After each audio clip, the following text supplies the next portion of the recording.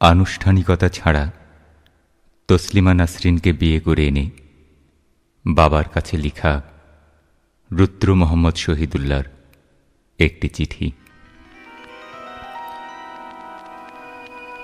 আব্বা,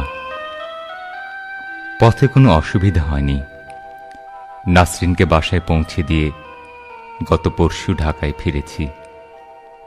আপনাদের মতামত এবং কোনো রকম আনুষ্ঠানিকতা ছাড়া আমি বিয়ে করে বউ বাড়ি নিয়ে যাওয়াতে আপনারা কষ্ট পেয়েছেন, কিন্তু আমি তো আমার জীবন এভাবেই ভেবেছি। আপনার সাথে আমার যে ভুল বুঝাবুঝিগুলো তা কখনোই চ্যালেঞ্জ বা পিতাপুত্রের দ্বন্দ্ব নয়, স্পষ্টতই তা দুটো বিশ্বাসের দ্বন্দ্ব। ব্যক্তি আপনাকে আমি কখনোই ভুল বুঝিনি। আমি জানি না আমাকে আপনারা কিভাবে বোঝেন। এ তো চরম সত্য যে একটি জেনারেশনের সাথে পরবর্তী জেনারেশনের অমিল এবং দ্বন্দ্ব থাকবেই।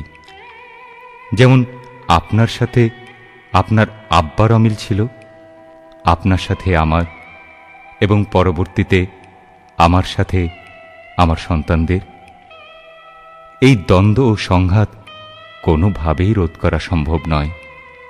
আমরা শুধু এই সংঘাতকে যুক্তিসঙ্গত করতে পারি কিছুটা মসৃণ করতে। সংঘাত রোধ করতে পারি না। পারলে ভালো হতো কিনা জানি না, তবে মানুষের জীবনের বিকাশ থেমে যেত পৃথিবীতে।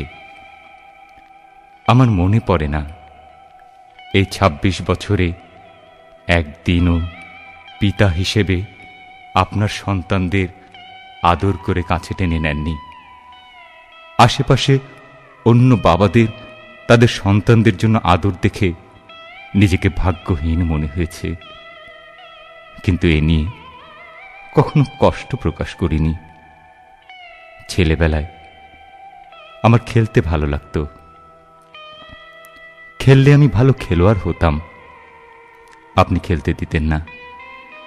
ভাবতাম না খেললেই বোধহয় ভালো। ভালো মানুষেরা বোধহয় খেলে না। আবার প্রশ্ন জাগত, তাহলে আমার খেলতে ভালো লাগে কেন? আমি কি তবে খারাপ মানুষ? আজ বুঝি খেলা না খেলার মধ্যে মানুষের ভালো মন্দ নিহিত নয়। কষ্ট লাগে। আমিও স্বপ্ন দেখতাম আমি ডাক্তার হব। আপনার চেয়ে বড় ডাক্তার হয়ে আপনাকে ও নিজেকে গৌরব দেব। সন্তান বড় হলে পিতারই তো সুখ। আমি সেভাবে তৈরিও হচ্ছিলাম, কিন্তু স্বাধীনতা যুদ্ধের পর কি যে এক বিরাট পরিবর্তন এলো। একটি দেশ, একটি নতুন দেশের জন্ম হলো। নতুন চিন্তার সব হতে লাগলো। নতুন স্বপ্ন এলো মানুষের মনে।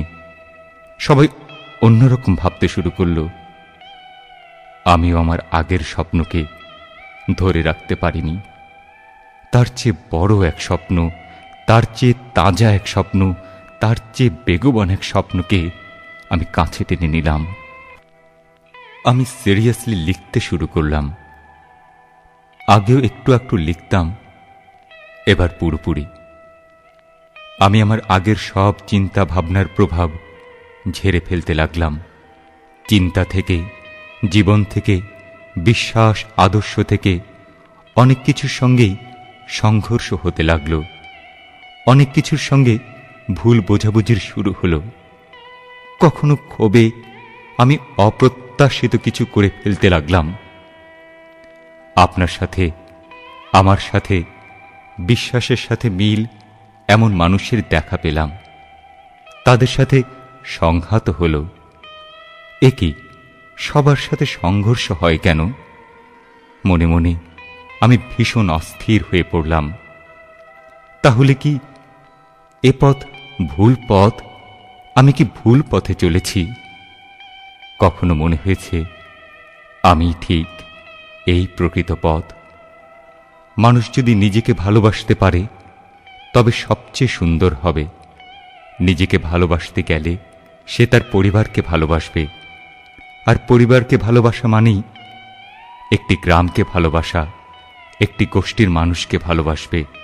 আর একটি গ্রাম মানেই তো সারা পৃথিবী, পৃথিবীর সব মানুষ সুন্দর হয়ে বাঁচবে। পৃথিবীতে কত বড় বড় কাজ করেছে মানুষ, একটা ছোট্ট পরিবারকে সুন্দর করা যাবে না? অবশ্যই যাবে। একটু যৌক্তিক হলে, একটু খোলামেলা হলে কত সমস্যা এমনিতেই মিটে যাবে। সম্পর্ক সহজ হলে কাজও সহজ হয়, আমরা চাইলেই তা করতে পারি। জানি না এ চিঠিখানায় আপনি ভুল বুঝবেন কিনা।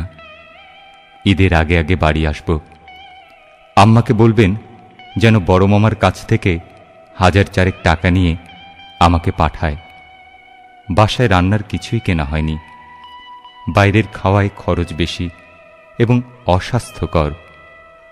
আম্মার তদারকিতে দেওয়া সম্পত্তির এটুকুই তো রিটার্ন মাত্র। আপনার সেন্টিমেন্টে লাগতে পারে, লাগাটাই স্বাভাবিক, কারণ আপনার শ্বশুর বাড়ি। আমাদের কিসের সেন্টিমেন্ট? শিমু মংলায় পড়বে, বাবু স্কুলে। আপনারা না চাইলেও এসব করা হবে। দোয়া করবেন। শহীদুল্লাহ।